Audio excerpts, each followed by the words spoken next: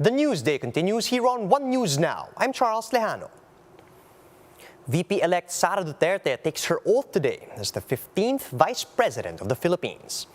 But before the event, the VP-elect has been busy with meetings and preparing her speech for the inauguration. Marian Enriquez has the story. A day before her oath-taking, Vice President-elect Sara Duterte's schedule was jam-packed. Inday Sara met with different foreign dignitaries, politicians, and her parallel support groups. She even took time to meet her supporters and take selfies outside the Davao City Hall. Duterte said her inauguration speech, which she personally wrote, will be very short. Ang speech ay intended to be short kasi unpredictable ang weather. Hindi natin siya ma-predict by the second. It will just be rallying the entire country to what we should do and focus on. The incoming VP added that her mother, Elizabeth Zimmerman, will be the one to stand beside her and hold the Bible during her oath-taking.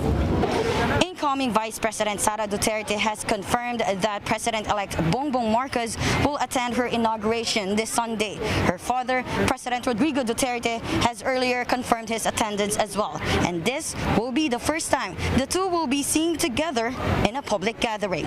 Mayor Sara also said that she will likely allot more of her time at the Education Department as its secretary, hoping to address some of the issues that have been hounding learners amid the COVID-19 pandemic. Tatlo yun. Unang-una, yung effect ng pandemic sa ating mga learners and sa sobrang tagal nila na hindi nag-face-to-face classes. Pangalawa, the question on sending them all back to school, face-to-face classes, full on face-to-face classes. And then number three, thorough discussion on the K-12 program. Within her first 100 days in office, Duterte said they will focus on discussing the 2023 budget and face-to-face classes. As for her office as Vice President, Sara said there will be satellite offices, 6 of which are already present. They're also looking at having a permanent address that will also benefit future VPs. So the singular legacy that we want to leave after 6 years is a permanent residence for the future vice presidents. The Vice President-elect's inauguration will take place at the San Pedro Square in Davao City on Sunday. For News 5, Marian Enriquez, we are One News. Paris-based Financial Action Task Force has retained the Philippines in its gray list for money laundering. With this, the country is subjected to increased monitoring by the global dirty money watchdog. And the task force said that the Philippines should continue to further strengthen its action plan to address strategic deficiencies in efforts to counter money laundering, terrorist financing, and proliferation financing. They added that the country should also enhance the effectiveness of its targeted financial sanctions framework for both terrorist financing and proliferation financing. We'll be back with more stories after a quick break. Keep it here on One News.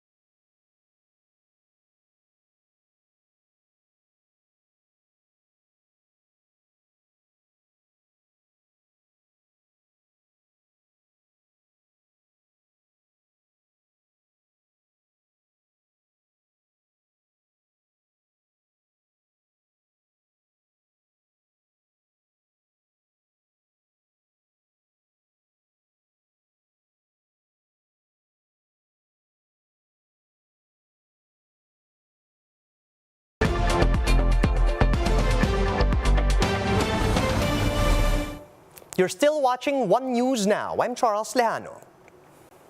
Due to the soaring prices of fuel, motorists have switched from cars to motorcycles to save on gas. Mon Gualvez has the story.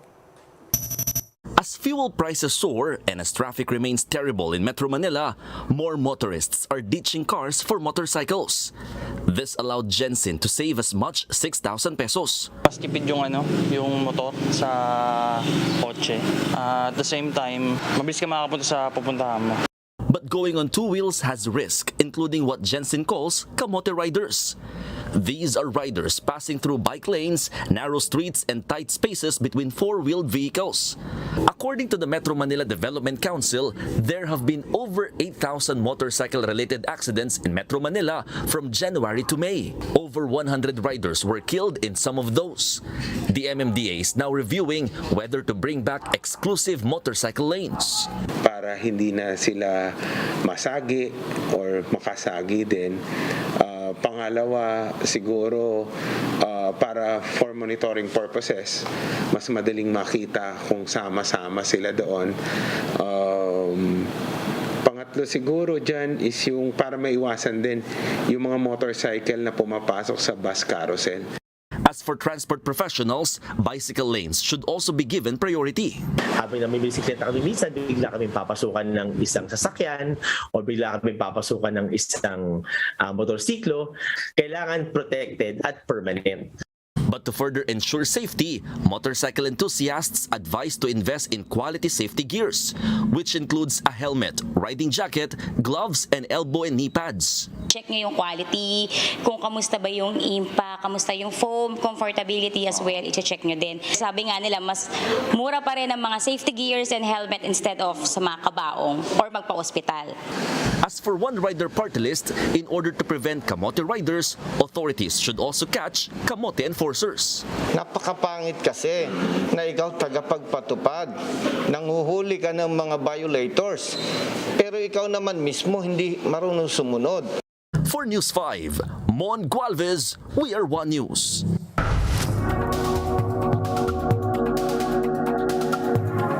Metaverse is offering companies a different way to advertise their brands through the use of augmented and virtual reality. But are brands taking Metaverse seriously? The details in this Bloomberg Quick Take.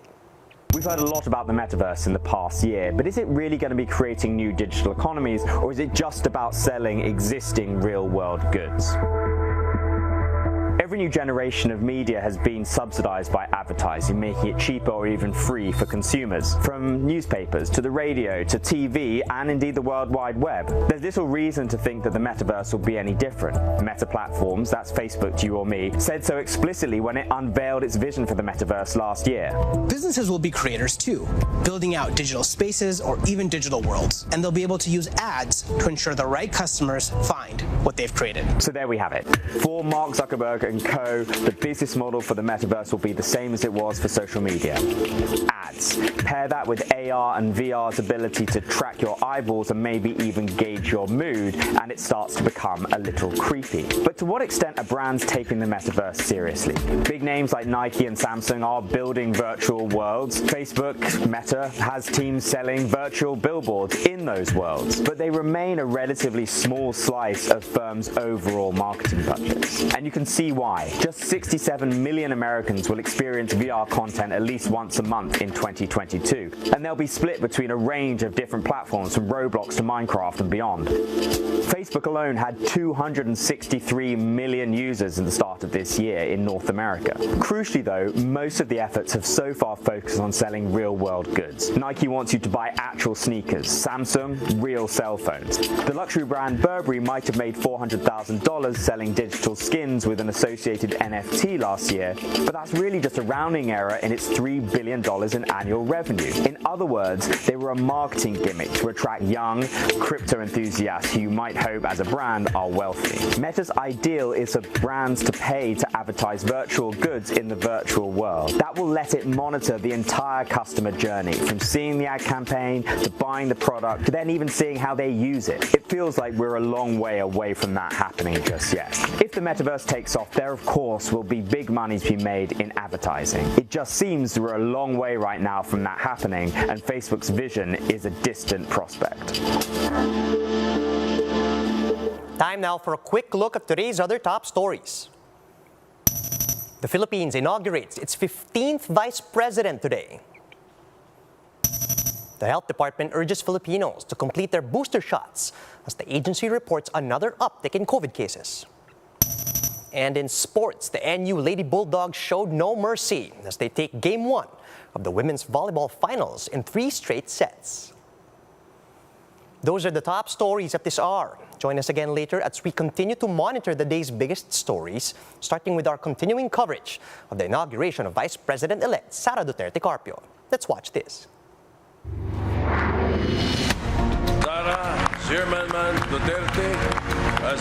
This Sunday, June 19, Sara Duterte takes her oath of office as the 15th Vice President of the Republic. Tutukan ng aming live coverage ng mga pangyayari sa Davao City. Ang panunumpa alas 4 ng hapon sa June 19. Watch us on One News and One PH. All sides, all the time. You can also catch One News on the Signal Play app. Just register for a free account at www.signalplay.com so you can stream One News live anytime and anywhere. I'm Charles Lejano. Mask on, wash hands, and stay safe, Philippines. We are One News.